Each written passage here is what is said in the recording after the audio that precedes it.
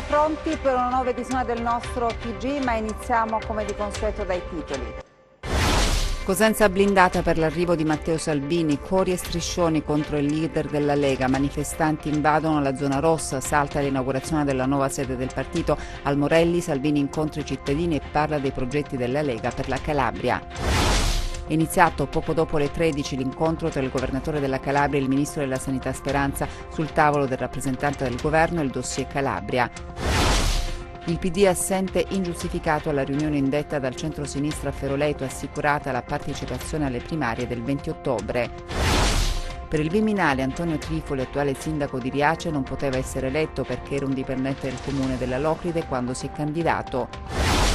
Una società farmaceutica beccata dalla Guardia di Finanza all'accusa di truffa, sequestrati 1,5 milioni di euro. Fallisce tour operator, proprietario del resort a 5 stelle realizzato a Villa Piana. La società vanta 20.000 dipendenti in altre strutture dislocati in altri paesi europei. Ora c'è il rischio licenziamenti.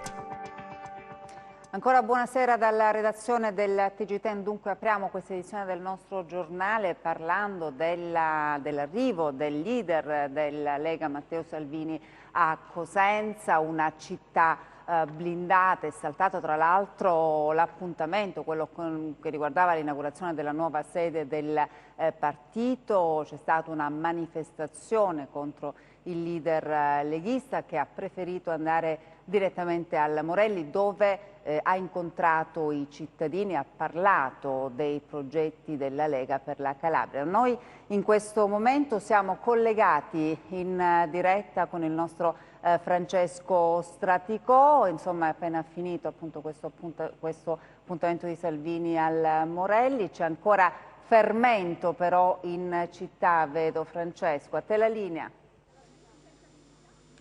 Sì, grazie Isabella. In realtà sì, l'incontro è finito da un'oretta, però c'è ancora Matteo Salvini alle mie spalle, vedete il Cinema Morelli in lontananza, ci troviamo sul ponte Mario Martire che è ancora presidiato dalle forze di polizia. Naturalmente è finito un'ora fa questo incontro, ma ancora Matteo Salvini è all'interno perché sta scattando fotografie, famosi selfie di Matteo Salvini con tantissima gente che è in coda, quindi pensiamo ne abbia ancora per un po'. Che cosa è accaduto oggi nel pomeriggio a Cosenza? Beh, come già avete detto, insomma, c'è stato un po' di trambusto, nel senso che è saltata l'inaugurazione della sede della Lega a Piazza 11 Settembre. In realtà noi della stampa siamo anche rimasti un po' male perché ci hanno chiesto appena arrivati l'accredito che non ci era stato chiesto prima in realtà, quindi eravamo già propensi naturalmente a condannare questo gesto che pare sia stato voluto dal commissario della Lega in Calabria Invernizzi.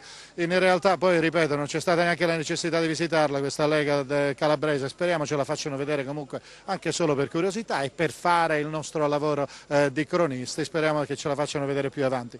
Allora, nel pomeriggio c'è stato un movimento molto colorato davanti al municipio di Cosenza, si sono radunate almeno 1 migliaio di persone e credo che voi possiate vedere adesso le immagini che vi abbiamo inviato, 1 migliaio di persone che hanno protestato vivacemente, una manifestazione molto colorata, assolutamente pacifica, in cui queste persone hanno dimostrato però la loro, possiamo dire, antipatia nei confronti del leader della Lega. C'erano tantissimi striscioni, c'era la gente della sinistra antagonista, c'era però anche tanta gente semplice, normale, con cartelli anche fatti in casa. Me ne ricordo uno che forse è stato inquadrato da Francesco Iacovo, che mi sta seguendo anche in questo collegamento in diretta, e che inneggiava praticamente ai nostri dolci tipici. Ecco, e l'avete visto, insomma, bene. Allora, era quello a cui mi riferivo. La protesta si è poi spostata nei pressi appunto del Cinema Morelli, sull'altra parte del lungo Busento. In realtà c'era tantissima gente anche in questo caso, con cori hanno inneggiato contro Salvini per una libertà, insomma, di pensiero e anche di manifestazione, perché ricordiamo che la questura di Cosenza aveva in realtà vietato che ci fosse una manifestazione. In realtà poi alla fine la manifestazione c'è stata lo stesso, noi siamo contenti comunque che ci sia stato, perché il dissenso va comunque sempre manifestato nei modi dovuti e senza atti di violenza, ci mancherebbe altro.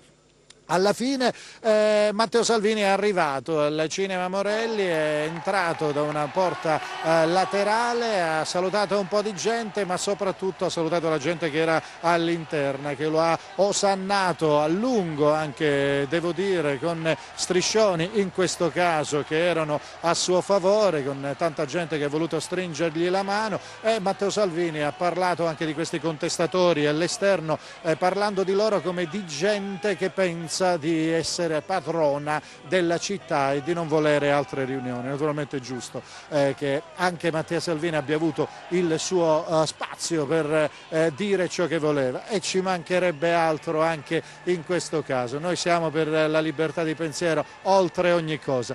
Non ci sono stati particolari incidenti, c'è stato un po' l'avvicinamento di queste forze antagoniste ai cordoni della polizia, però poi alla fine tutto per fortuna è filato liscio ed è andato nel migliore dei modi. Matteo Salvini ha parlato per una mezz'oretta, ha trattato i temi che già conosciamo, naturalmente ha parlato di immigrazione che è assolutamente fuori controllo con il nuovo governo che è stato assolutamente condannato da Matteo Salvini e che ha detto speriamo si vada presto alle elezioni. Non si è per niente sbottonato, e lo sentirete anche tra poco nella dichiarazione finale che ci ha rilasciato, non si è sbottonato sul candidato per la giunta regionale che la Lega dovrebbe esprimere in Calabria. Naturalmente ha detto che ancora c'è un po' da pensare. Noi a questo punto Isabella, vi lasceremmo con queste ultime dichiarazioni di Matteo Salvini, che ripeto in questo momento mentre vi parlo è ancora all'interno del Cinema Teatro Morelli a Cosenza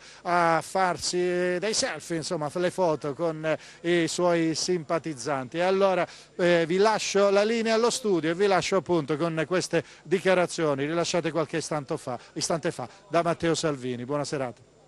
Mi interessa offrire un'opportunità di liberazione ai calabresi alle prossime elezioni regionali, è questo che conta, mandare a casa la sinistra perché c'è una situazione di sanità, di strade, di disoccupazione che è indegna del 2019. Qua c'è un partito democratico, il signor Oliverio, che ancora non si sono degnati di dire ai calabresi quando avranno la fortuna di votare, però sarà dicembre, sarà gennaio, prima o poi si vota, e sono orgoglioso che per la prima volta nella storia la Lega sarà protagonista del cambiamento in Calabria. Abbiamo tante idee, tante donne, tanti uomini, i nomi arrivano alla fine, stiamo lavorando al progetto e le priorità sono lavoro, salute, salute e lavoro.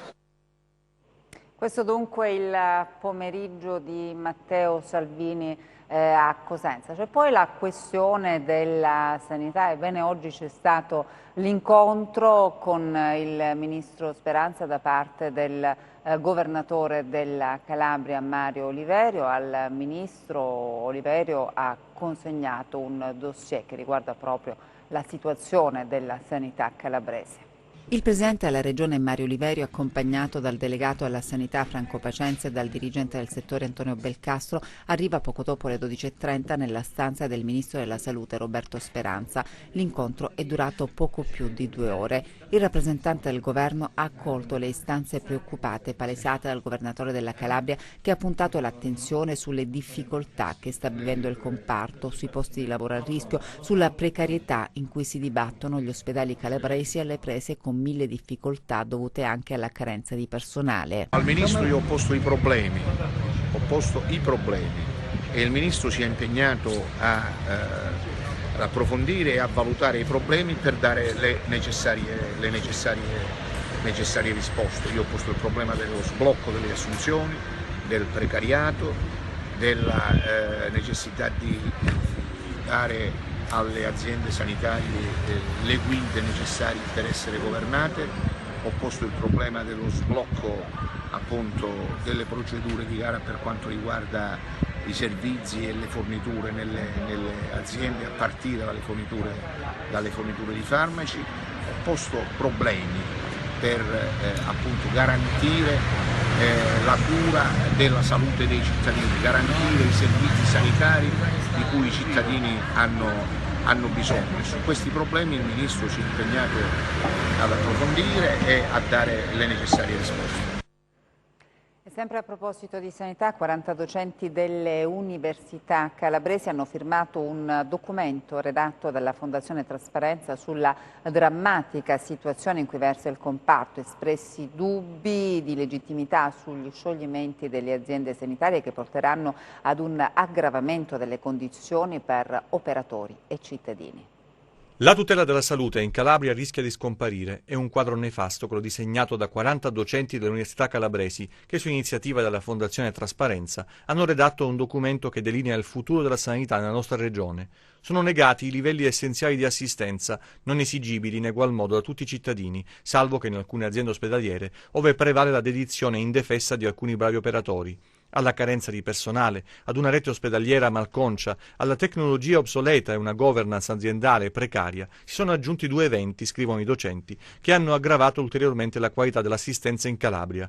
Il primo è la dichiarazione di dissesto dell'ASP di Reggio Calabria, interessata da un provvedimento di scioglimento per infiltrazioni mafiose nel marzo 2019, così come è accaduto ultimamente per l'ASP di Catanzaro. Il secondo evento è la più che temuta dichiarazione di dissesto dell'ASP di Cosenza, azienda sanitaria tra le più grandi del paese, che assiste 750.000 persone. Per i docenti, anche le ASP delle altre province mostrano segni di debolezza che potrebbero portare al dissesto. Provvedimenti assunti in applicazione delle norme contenute nel decreto Grillo che, si legge nel documento, suscitano dubbi di legittimità. Non è condivisibile, infatti, l'estensione della disciplina del dissesto degli enti locali alle aziende sanitarie, per le quali dovrebbe rispondere la Regione con proprie risorse. Le ricadute dei dissesti saranno deflagranti. Il rischio è che molte fasce sociali saranno private dell'assistenza. Si determineranno danni irreparabili al ceto dei creditori e del servizio sanitario e agli erogatori privati convenzionati e accreditati contrattualizzati. Con il dissesto, avvertono i docenti, vi è il pericolo di rendere ineseguibili le forniture industriali di farmaci, spesso salvavita, acquistate dalle ASP, di avere effetti negativi nei rapporti con le strutture convenzionate come le farmacie e accreditate come laboratori di analisi chimico-cliniche e gabinetti di diagnostica per immagini e case di cura private. I cittadini saranno ulteriormente privati di prestazioni. Pertanto, i docenti chiedono al Ministro il riesame del provvedimento e la proposizione di un nuovo provvedimento emergenziale finalizzato a modificare l'attuale disciplina in senso migliorativo delle già precarie condizioni di vita dei calabresi. La politica, il PD assente ingiustificato alla riunione indetta dal centro-sinistra a Feroleto, assicurata la partecipazione alle primarie del 20 ottobre. La notizia è questa: il PD ha snobbato gli alleati di sempre, e cioè i partiti che compongono o componevano la coalizione di centrosinistra. Un tempo si chiamavano cespugli, oggi chissà, ma veniamo ai fatti. Luigi Incarnato, segretario dei socialisti e coordinatore della coalizione, ha indetto una riunione a Feroleto Antico per mettere a fuoco la strategia della coalizione in vista delle regionali. Ebbene, era nelle attese di tutti vedere che nel tavolo ci fosse anche il commissario del PD. Niente da fare, Graziano ha preferito saltare la riunione. Il perché è chiaro: il responsabile del PD regionale attende segnali da Roma che si traducono nel nuovo percorso Immagina. Tradotto significa alleanza con il Movimento 5 Stelle. Ora, se al momento non c'è nulla di concreto, il commissario ha pensato bene di prendere tempo, disertando la riunione. Diverso l'atteggiamento del presidente uscente Oliverio, che si è presentato all'appuntamento, ha partecipato alla riunione e incassato, seppur ancora è troppo presto, una certa, chiamiamola così, disponibilità dei partiti ad aprire la discussione sull'argomento candidatura. A sedere insieme al governatore c'erano i rappresentanti di Calabria in Rete, Italia del Meridione, Socialisti, Diritti Civili, Più Europa, Italia in Comune, La Sinistra, Piccoli Comuni in Rete, Orgoglio Calabria, Giovani Protagonisti. Alla fine un risultato Oliverio l'ha portato a casa le primarie del 20 ottobre, il che non è poco in un momento così confuso come quello che la politica calabrese oggi vive. Sembrerebbe che le adesioni alle primarie scadano il 27 di questo mese, per cui è chiaro che noi auspichiamo, il Presidente ha auspicato che ci siano, come dire, una larga convergenza, che ci sia l'interesse da parte di tutti ad allargare il più possibile la coalizione, che anche col PD si possa ragionare in termini, diciamo, positivi, sempre nell'interesse della Calabria naturalmente, perché noi che siamo qui innamorati a fare posizioni, diciamo, che siano interpretate come posizioni di parte. Noi siamo aperti come coalizione, abbiamo ascoltato il Presidente della Regione non avendo altri candidati in campo, perché oggi è così. Per il Viminale Antonio Trifoli, attuale sindaco di Riace, non poteva essere eletto perché era un dipendente del comune della Locride quando si è candidato.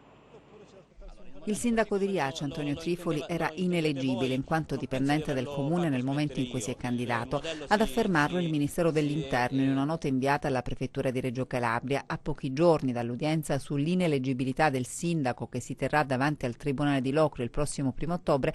Arriva dunque il parere del Viminale sulla sussistenza della causa ostativa all'espletamento del mandato da sindaco. Ex LSU, assorbito dal comune di Riace, prima di essere eletto alla guida di una coalizione sostenuta anche dalla Lega, Trifoli era un dipendente a tempo determinato quando ha presentato una richiesta di aspettativa non retribuita per motivi elettorali, aspettativa però che non poteva essere concessa dall'amministrazione comunale perché Trifoli non era un dipendente a tempo pieno. Secondo il testo unico degli enti locali, infatti, i dipendenti di un ente locale non possono candidarsi nel comune per cui lavorano. Per il Viminale Trifoli è doppiamente ineleggibile in quanto ispettore di pubblica sicurezza e dipendente comunale. L'ex paese dell'accoglienza dunque rischia di rimanere senza sindaco. Trifoli infatti rischia di andare a casa dopo l'udienza del prossimo 1° ottobre, quando il Tribunale di Locri leggerà il parere del Ministero dell'Interno. La cronaca: una società farmaceutica è stata beccata dalla Guardia di Finanza all'accusa è di truffa. Intascavano i soldi della ricerca e il finanziamento europeo di 5 milioni di euro concesso tra il 2005 e il 2011 per un progetto finalizzato sulla carta allo sviluppo industriale per l'impiego farmacologico delle proteine del latte. Nella pratica i finanzieri hanno scoperto che dei 14 dipendenti del progetto, 5 erano fittizi parenti degli amministratori padre e figlio e consentivano di rendicontare attività di ricerca mai svolte. Degli altri 9 lavoratori, 4 restituivano ai 2 una porzione della propria retribuzione. L'identità di padre e figlio non è stata resa nota. Di certo la società di capitali del settore farmaceutico ha sede in provincia di Catanzaro. È qui che la Guardia di Finanza ha sequestrato 16 immobili, conti correnti e attività finanziarie per un valore di poco più di 1,5 milioni di euro ai rappresentanti legali della società. Come dicevamo, si tratta di padre e figlio. Il sequestro eseguito su disposizione della Procura regionale della Corte dei Conti per la Calabria. I 2 amministratori erano stati condannati nel giugno scorso in quanto ritenuti responsabili di un danno erariale corrispondente all'importo del sequestro per avere posto in essere, secondo l'accusa, una frode ai danni del Ministero per lo Sviluppo Economico. Adesso i nostri 100 secondi di cronaca.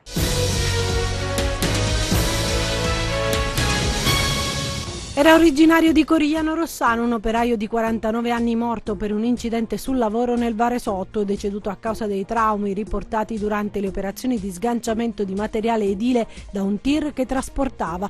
Per causa in corso di accertamento, metà del carico, del peso di 33 quintali, gli è praticamente caduto addosso e lo ha schiacciato.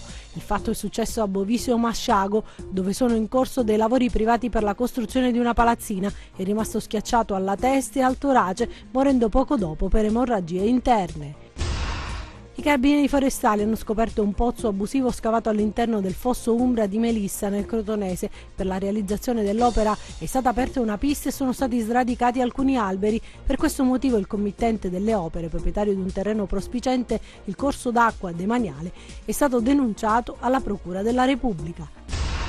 Aveva investito anche in Calabria. La Thomas Cook, tour operator britannico, dichiarato fallito ieri. Il gruppo inglese a Villa Piana aveva realizzato un resort a 5 stelle, pensato soprattutto per i turisti provenienti dal nord Europa. La Thomas Cook, che ha chiesto la liquidazione giudiziaria, ha lasciato a terra più di 600.000 cittadini che erano in vacanza in diversi paesi e per questo motivo il governo britannico ha organizzato un ponte aereo per riportare a casa tutti i turisti. Con la liquidazione Thomas Cook ha così messo a rischio 22.000 posti di lavoro a livello globale, di cui 9.000 solo in Gran Bretagna. I carabinieri della compagnia di Crotone hanno tratto in arresto un uomo ritenuto responsabile di atti persecutori e di lesioni personali ai danni della moglie. I militari sono intervenuti su una via centrale della città su richiesta della donna che poco prima sarebbe stata aggredita insieme al padre. L'arrestato, al termine delle formalità, è stato sottoposto ai domiciliari. L'attivazione della raccolta differenziata, uno degli obiettivi del Comitato Crotone Pulita costituito nei giorni scorsi. Da anni si parla dell'avvio della raccolta differenziata a Crotone, la Cenerentola della Calabria, dove resistono i cassonetti spesso stracolmi, ormai diventati oggetti da museo in quasi tutta la regione. Eppure erano stati stanziati 2 milioni di euro per la svolta città pitagorica e l'azienda che si occupa della raccolta dei rifiuti aveva ottenuto l'assunzione di decine di unità per implementare il servizio. Il sindaco pugliese a inizio settembre ha dato un ultimatum e ha ottenuto l'avvio di un'iniziativa pilota in alcuni quartieri dove verranno ridotti i contenitori dell'indifferenziato in favore della presenza massiccia di cassoni per la differenziata, multimateriale, vetro e carta. Sembra quasi un contentino, visto che in altre aree si procede anche nei grossi centri con il sistema del porta a porta. Chissà che la spinta del nuovo Comitato Crotone Pulita non riesca ad accelerare il percorso da città verso l'ottimizzazione del servizio. Il comitato, composto da oltre 30 realtà del terzo settore, è sorto proprio alla luce dei recenti sviluppi dell'ennesima emergenza rifiuti regionale, che rischiano di comprometterne definitivamente il presente e il futuro di un territorio già martoriato da gravi problematiche come quello crotonese. Crotone Pulita intende operare per migliorare la qualità della vita dei cittadini, mettendo al centro della sua azione la questione ambientale. Il Comitato punta principalmente proprio sull'avvio della raccolta differenziata, al blocco definitivo dell'ampliamento della discarica di Columbra e alla realizzazione di nuove discariche nella provincia crotonese, promuovendo il riciclo e il riuso dei materiali di scarto, nell'ottica di una gestione efficiente ed ecosostenibile del ciclo dei rifiuti. A Cosenza il Comune ha promosso il villaggio della salute.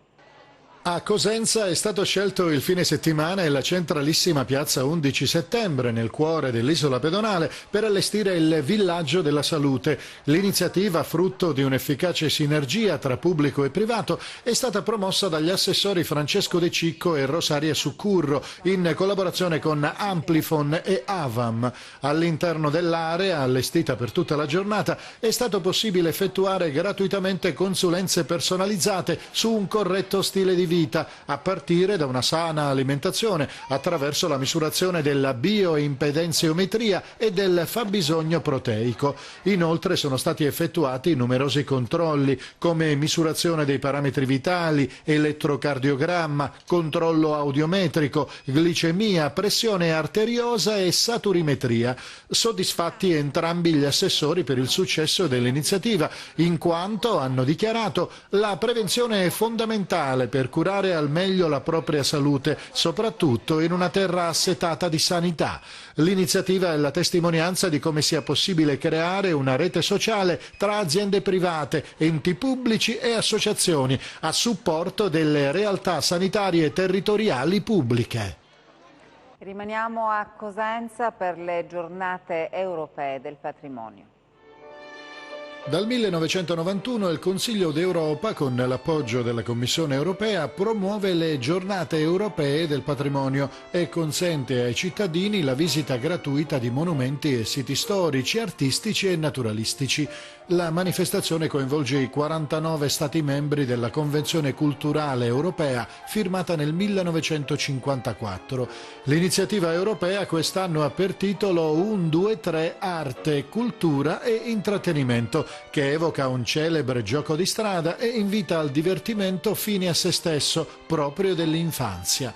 A Cosenza ha aderito anche il Museo dei Bretti e degli Enotri, che nella scorsa domenica ha sviluppato il tema dell'iniziativa in 2 parti, gioco e divertimento, ma anche tanta arte e cultura. Abbiamo pensato di declinare questo tema generale offrendo una serie di attività e di iniziative proprio per poter dimostrare che in un museo si può conoscere, apprendere, operare e fare cultura, ma nello stesso tempo con la cultura divertirsi, per cui abbiamo preparato un programma fatto di giochi, di attività laboratoriali per piccoli ma anche per adulti. Stasera il concerto nell'ambito della stagione concertistica internazionale autunno musicale e ancora l'apertura straordinaria dalle 20 alle 23 con la visione dell'installazione multimediale realizzata per il chiostro di Sant'Agostino dal Teatro Studio Krypton del maestro Giancarlo Cauteruccio.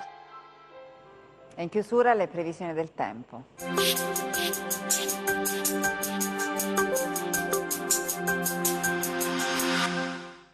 Sta traslando tra Balcani e Grecia la perturbazione che ha portato piogge e temporali sull'Italia nella giornata di ieri. Sulla Calabria inducono ancora delle locali piogge, specie sui versanti tirrenici. Nella giornata di domani assisteremo ad un generale miglioramento ovunque, con temperature rientranti nelle medie del periodo. Domani parziali annuvolamenti ancora sui versanti tirrenici del Cosentino e sul Vibonese, altrove cielo generalmente sereno o poco nuvoloso. Temperature stazionarie. Domani Mar Tirreno poco mosso con venti deboli da maestrale, Ionio quasi calmo o poco mosso con ventilazione meridionale sul settore reggino e catanzarese, sud-orientale su quello crotonese, inizialmente da est ma in rotazione da ovest nel pomeriggio su quello cosentino. Prima di salutarci vi ricordo il nostro sito web www.meteoincalabria.com e la nostra pagina Facebook Meteo in Calabria. Ed è tutto, grazie per l'attenzione e buona serata.